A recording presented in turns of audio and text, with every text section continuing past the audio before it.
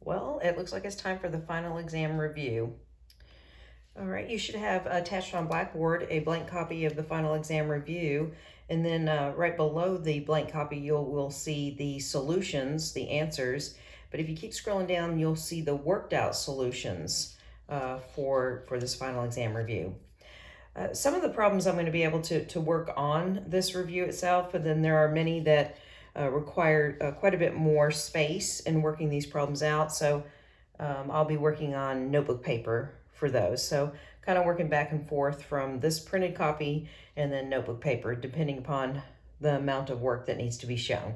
Okay, I might suggest that you do as many of these problems as you can on your own, and then if you get stuck, come to the video to kind of assist you if the answers or the worked out solutions don't help.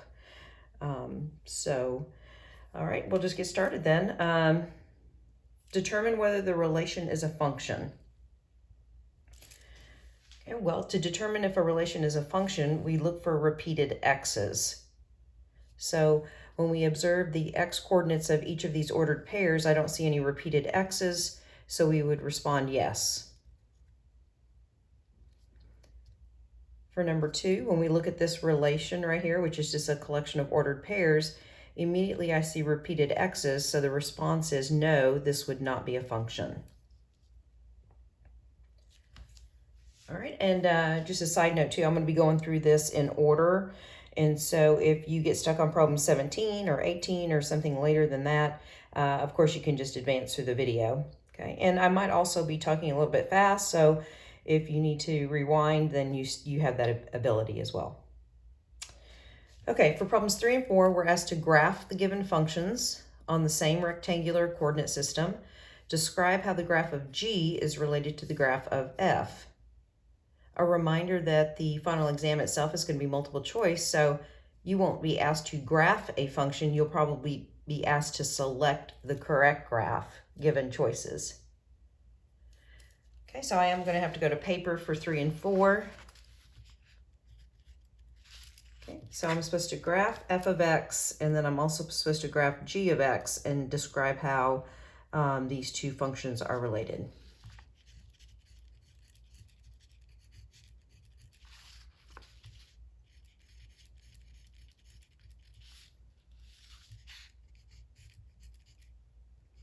And notice that the -2 is not with the x under the radical, it is outside. Okay, so this is one of our common functions. So I'm going to come over here and create kind of a quick little coordinate axis. The square root of x, if we've memorized that, looks something like this. It grows, it starts from 0, 0, and then it grows kind of slowly. So this is our f graph. Well, according to this equation, we're going to take our common function or our parent function, and we're going to shift our common function down 2. So a good point to work with would be the origin, 0, 0. Let's shift that point down to 0, 2. And then maintaining the same shape, we will draw the square root graph off of 0, -2. And this is your G graph. Okay. Now, having said that, you might not have a square root graph. You might have one of the other common functions that we studied earlier in our semester. You might have something like, for example, f of x equals x cubed. So if that happens to be on your version of the final exam, you would have to know that x cubed has this basic shape right here. And if you were to have g of x equals x cubed -2, then you would be taking this graph and shifting it down 2.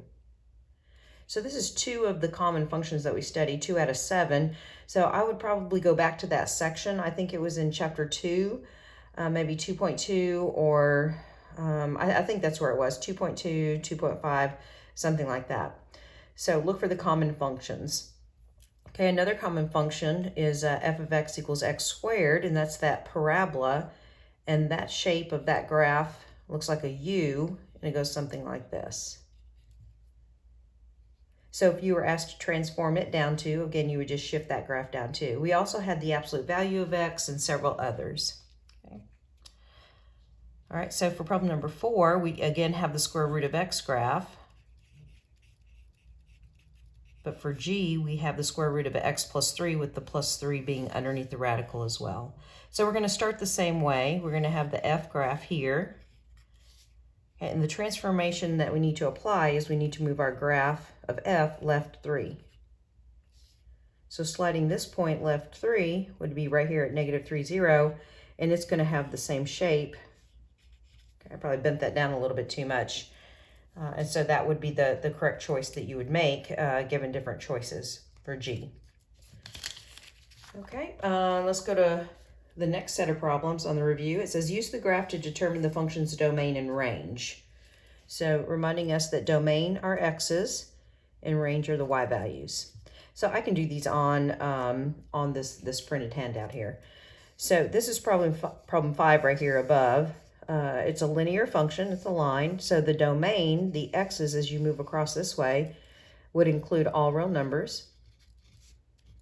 And the range as well, when you go from small y's to big y's traveling upward, that range would also be all real numbers. Okay, problem number 6 is this parabola right here.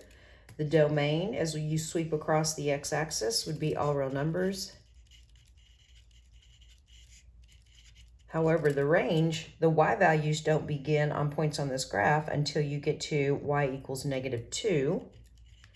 And we certainly want to include a y value of negative 2, so we have the bracket there. And watch out for that on a multiple choice exam. It would be likely that a couple of choices would include a bracket around the negative 2 and a parenthesis around the negative 2 for the range question.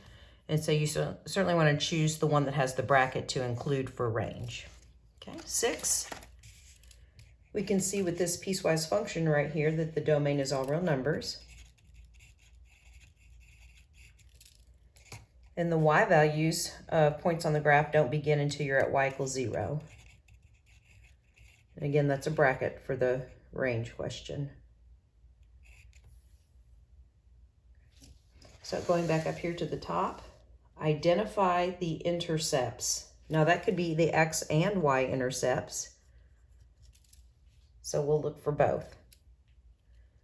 Okay, looking for the x-intercepts, I see that I do have a crossing with the x-axis as suggested by the tick marks at x equals negative 6.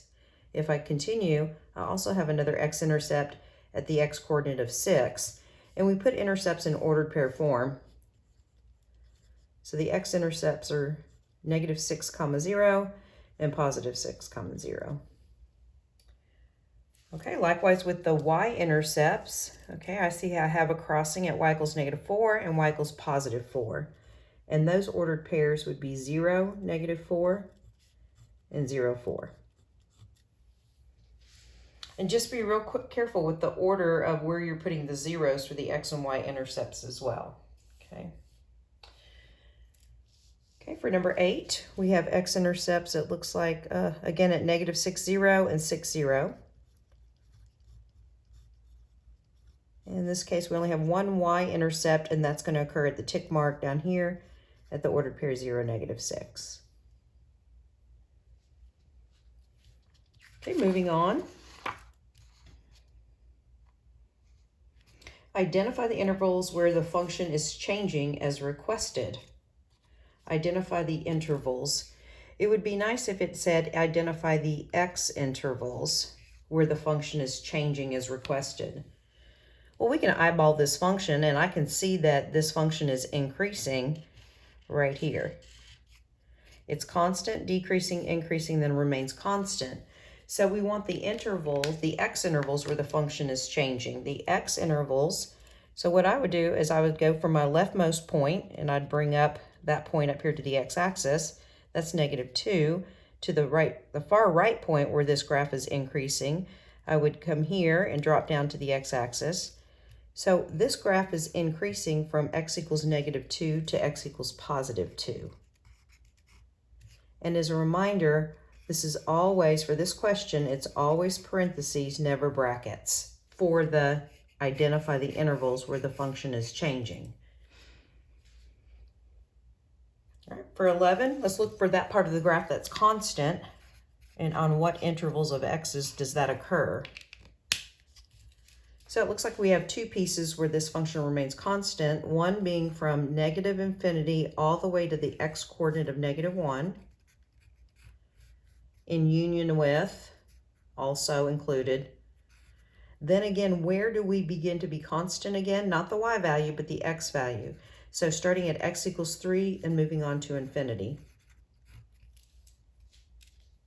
I believe we have one more of these on the back page, or the next page. So 12 asks us to identify the x intervals on which this function is decreasing. Well, as I eyeball this, I can see that this function is decreasing on the x values from -3 to -2. So just on this little short interval, horizontal distance right here, this graph is decreasing. So -3 to -2. Never brackets, always parentheses on this increasing, decreasing question. All right, so for this next group of problems, we're asked to determine whether the given function is even, odd, or neither. And we can kind of inspect the equations by looking for kind of identifiers to kind of help us predict if we think the function's even, odd, or neither. And it's based on a couple things, the exponents and if we have any constants, terms that don't have x in them. All right, on 13, I can kind of inspect and see that I have an odd exponent. And then here, that understood exponent of 1 is also odd. I would make the prediction that this might be an odd function. And I wouldn't say for certain that it's going to be odd without doing the work to support it, but I'm kind of eyeballing it, predicting that I think that's going to be an odd function. And it will be an odd function because I don't have an extra like +7 or -7. That constant would throw this problem off, and this problem would not then be odd. Okay, and our work would support it. All right, in 14, I'm going to predict that maybe this function is going to be an even function because I have two even exponents. And for 15, I have an odd and an even exponent, so I would say that that function is probably neither. But how did we determine if the function was even, odd, or neither? So I'm going to go to paper now. And the way we did that is we replaced every x in the equation with -x. So I'm writing down the original problem for 13. To verify if this is even, odd, or neither, everywhere I see x, 1, 2, 3 places, I'll replace those x's with -x. Now be careful when you're replacing the x's with negative. Build a parenthesis, and when you see x, replace it with -x, and then put the cube on the outside. I see an x, I'm going to build a parenthesis, and I'm going to insert a -x. What we did next was we cleaned this up. We kept this as f of -x, but we came over here and we simplified. And we thought, okay, well, -x times -x times -x, well, handle the negatives first. Negative times negative times negative is going to give you a negative number, and then x to the first times x to the first times x to the first would be x cubed. So that negative popped out of this parentheses just because of the simplification process. Now let's come over here and look at this. I'm multiplying this -5 into this -x, so that becomes plus 5x. We're ready to respond to whether or not the original function is even, odd, or neither by a comparison of what we got here to the original function. And what we looked at is, are all the terms the same? Are all the same sign? Or are all the terms, do they have opposite signs comparing it to the original? So this x cubed was positive up here, but it's negative down here. This 5x was negative and it's positive here. So what we said is all opposite signs, I'm just going to abbreviate, all opposite means odd. So therefore this is an odd function.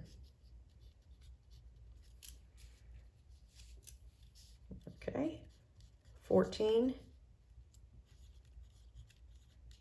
Students typically know what to do here. It's just that sometimes they make little algebraic errors that cause them, that inform their decision to be wrong as far as the answer to the question. So we want to be careful with those algebraic errors. Okay, is this an even, odd, or neither function? Let's replace every x with -x.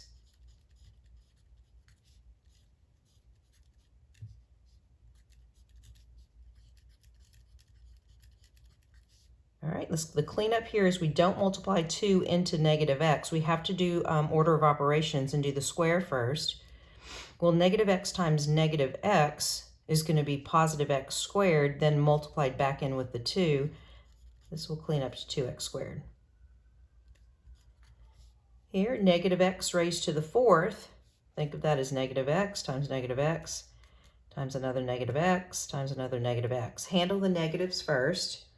Well, an even number of negatives means we're going to have a positive result, and x to the 1st times itself 4 times is x to the 4th. All right, then what we did is we compared this answer to the original function. We wanted to know, are all the signs the same as they were in the beginning? Are they all opposite? If it's a mixture, then we have a neither function. All the signs, all the same, means we have an even function. Okay, some of the problems I'm not going to work out, but you do have the worked out solutions posted on Blackboard so that you can consult them. And the first one I'm going to skip is 15. For that particular problem, that will work out to be neither, and you can find the worked out solutions posted. Okay, let's move on to the next objective. That's going to be problems 16 and 17.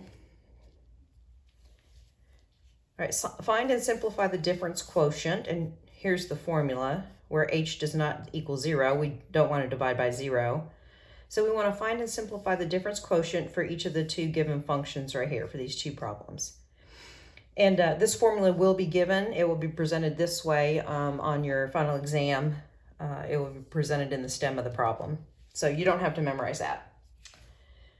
All right, so we're going to find and simplify the difference quotient. Let me get this formula down on my paper, and then I also want to get 16, this problem, on my paper.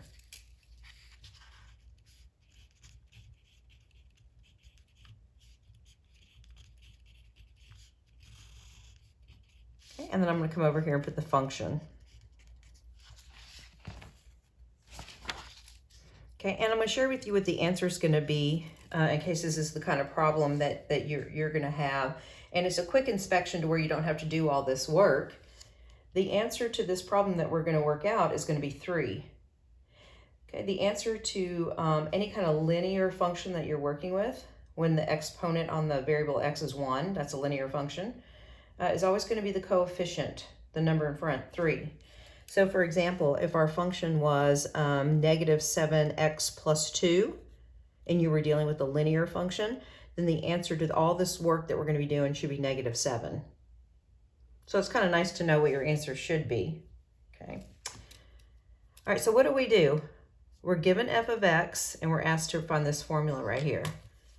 Well, f of x, 3x minus 7, is going to be replaced in for this f of x, because these two are equivalent. So I'm just going to substitute in 3x minus 7 here behind the subtraction sign. And it's real important that when you put 3x minus 7 behind the subtraction sign, that you put 3x minus 7 in parentheses to subtract both the terms here. Okay, now our objective is, where are we going to get f of x plus h? We're going to have to create it. And so what we did is, your first thing you have to do is, given the function down below, I would then put x plus h here. I need to replace then, what this is saying is, everywhere you see an x in f of x, which is right here, I'm going to replace that x with x plus h. So notice that I've just created the structure of the linear function, but where this x is, I put a parenthesis. And then right where that x is, I want to replace it with this input value of x plus h. So now I have an expression. Okay, I have an expression that equals this function notation, f of x plus h, and that's going to go in right here, right before this subtraction sign. So let me take this expression and subtract that expression and put that all in the numerator across in row format. So remember, this is f of x plus h, which corresponds up here. Then we have a minus, and we have f of x. Don't forget to put 3x minus 7 or the problem won't work out and give you 3. And it's all over h. All right, and instead of working down, I'm going to work across. So now what do I do? Because this answer is supposed to be 3. We know what the answer is supposed to be. It's supposed to be 3. Well, this problem suggests that we do some algebra. So let's distribute that 3. And then I need to distribute this negative.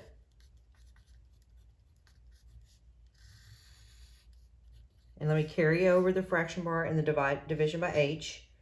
Step back and look at what we can do up here.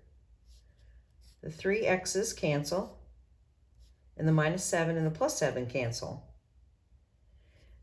Whatever you're subtracting back here should cancel with something that's up front here, and if it doesn't, it's kind of a built-in kind of red flag check process. So what's left on top? 3h, and we still have divide by h. Well, these are factors that can be divided out. So h divides into h once, and h divides into h once here, so my final answer is 3, which does match that coefficient on that linear term up here, like we said. Now, depending upon what version of the final exam you get, you may have a linear function, which would be great, or you may have the more cumbersome quadratic function. So let's work on 17.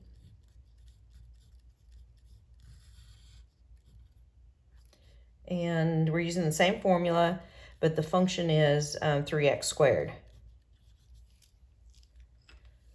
This is quadratic. This was linear. My answer is likely not going to be 3. It's not going to be. Okay. It's going to be different, but there is a pattern. And I will let you know that the answer that we should be getting is going to be 6x plus 3h. When we do all the cleanup, this is the answer we should get. Now that 6x, it comes from multiplying this quadratic, this second degree power, this 2 by this 3, and then reducing this power by 1. So think about multiplying 2 times 3, getting 6, keeping x, but then subtracting 1 from 2. Just trying to give you some hints about what the answer should look like. And then notice that we're adding the 3 here times the h. So for example, let me give you another one over here. What if your quadratic problem you're working on in the final exam was f of x is equal to 6x squared? Can you predict what the answer is going to be if we do everything correctly? Well, the answer to this problem is going to be 12x plus 6h. So we're looking for patterns. So what if your problem was f of x equals 4x squared? The answer you're looking for is going to be 8x plus 4h. So if you have a quadratic with this difference quotient problem, there's some clues that we can look for the answer. And this is actually on our way to calculating a derivative in calculus. But we'll get back here. So what's the work that's going to get 6x plus 3h? Well, remember, this is your f of x, which is right here. So we'll put 3x squared behind the subtraction sign, but we need f of x plus h. That's what we need. So I have the 3, I have the x, I have the square in this original problem, but I'm going to replace x with x plus h. So now I'm going to come back over here and insert things. So this is f of x plus h, which is this part of the problem. So now let's build a fraction. And in the numerator, we'll record what we need to, minus the pink all over h. Okay, and as you might can see already, this is going to require more algebra. So how do we handle cleaning this up? It's not as easy as just distributing 3 in. We actually have to do the square on this first. So let me expand, because that's what squaring means, and then I'll just bring down the rest of the problem, so we can still see. Okay, I am going to multiply the 3 in last. I'm going to take care of foiling this first.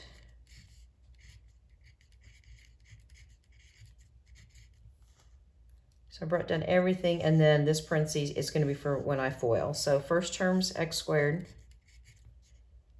Then I'm going to have an xh.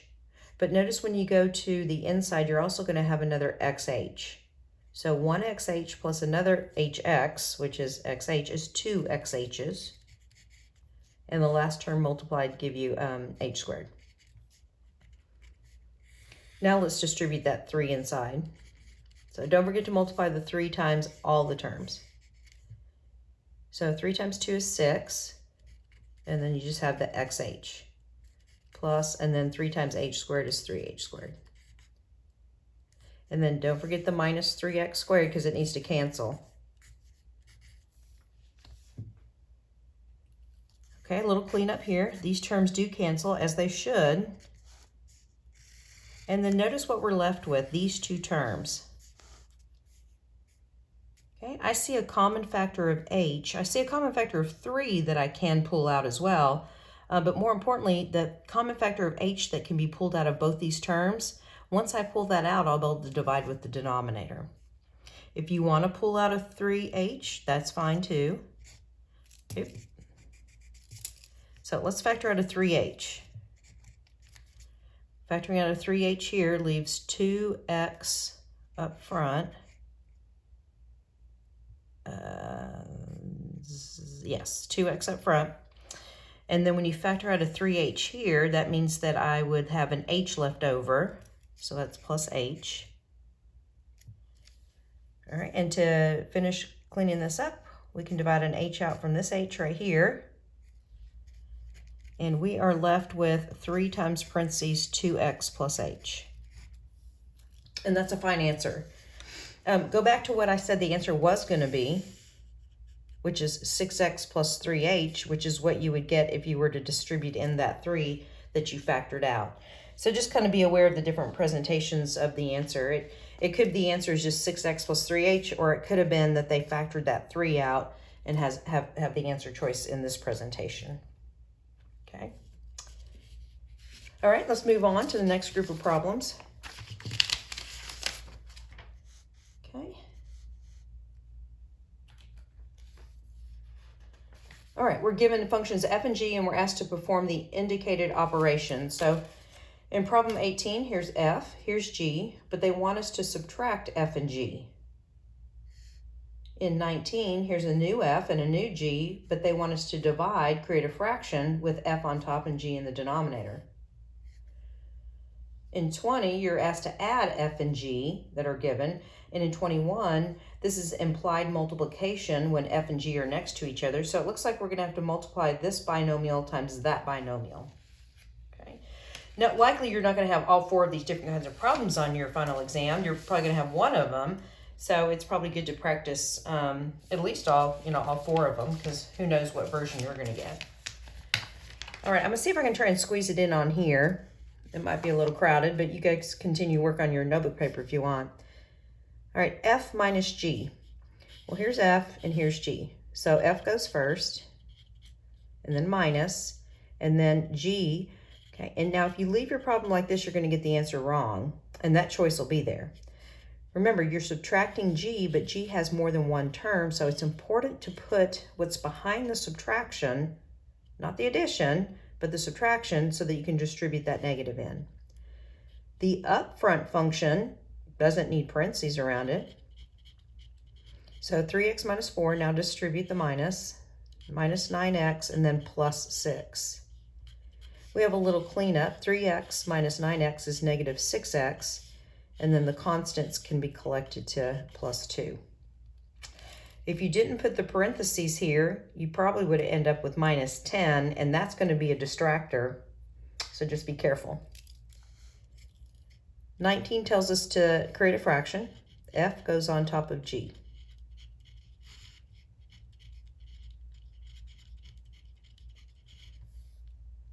Seems simple. One further step though, what happens if you can simplify, divide out a factor? Now, I can't cancel these x squareds, reduce these x squareds, because I can only reduce, divide out common factors, and these are terms. But what I would do is I'd try and factor the numerator and factor the denominator to see if there's any common factors that would divide out. And looking at the numerator, it looks like I can pull out an x, so I'd be left with 9x minus 5. I'm not even going to try and factor this by my factor sum chart, because there's no way when I factor this I'm going to get an x or even a 9x minus 5 to divide out with the factors in the numerator. Even if you factored this, you're not going to get a common factor with these two. So at this point, I would stop my work and look for a version of this answer. Okay, 20, you're going to add these two by collecting like terms. I'll skip that one. 21, implied multiplication. You want to multiply 5x minus 2 times 6x plus 3. Well, look at the presentation here. Okay, you're saying multiplication, but we really want to put both these binomials in parentheses because the multiplication is the foiling process. We just have done a couple problems with foiling, so I think I'll skip that, but you can check the solutions you can check the answer on the worked out solutions. Let's move on to the next group of problems. Well, actually, you know what? I think I will start the next video. It just takes long to upload anything that's more than 30 minutes. So I think I'll start the next video with problems number 22.